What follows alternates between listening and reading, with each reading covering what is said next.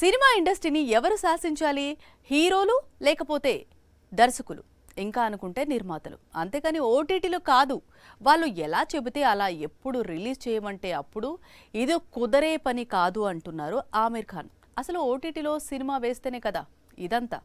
వాళ్లకు సినిమాలో అమ్మను అంటున్నాడు. థియేటర్ కు ఆడియన్స్ రావటం లేదు. ఇది టాలీవుడ్ మాత్రమే కాదు, పక్కన కోలీవుడ్, ఆ పైన బాలీవుడ్ ఇండస్ట్రీస్ కూడా సేమ్ ప్రాబ్లం గురించి చెబుతున్నాయి. అయితే ప్రాబ్లం కు సొల్యూషన్ మాత్రం కనిపెట్టలేకపోతున్నాయి. కానీ ఆమిర్ ఖాన్ ఈ ప్రాబ్లం కు సొల్యూషన్ కనిపెట్టే పనిలో ఉన్నాడు. అందుకు June 20 Sitaare Zameen per release వరకు వెయిట్ చేయాలి అంటున్నాడు. ఇంతకీ ఆమిర్ ఖాన్ ఏం చేస్తున్నాడో తెలుసా? దాదాపు 80 కోట్లతో సితారే జమీన్ పర్ చిత్రాన్ని నిర్మించాడు.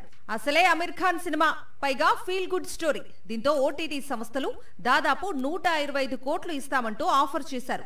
అన్నింటినీ ఆమిర్ రిజెక్ట్ చేశాడు. అసలు తన సినిమా ఓటీటీలో రిలీజ్ కావటానికి వీల్లేదని, అందుకోసం ఎంత దూరమైనా వెళ్తానంటున్నాడు. కొత్త సినిమా థియేటర్స్ లోకి వచ్చిందంటే ఎప్పుడో ఒక రోజు ఓటీటీలోకి వస్తుందని, ఆడియన్స్ ఫిక్స్ కావటం వల్లే థియేటర్ వరకు వారు రావటం లేదు.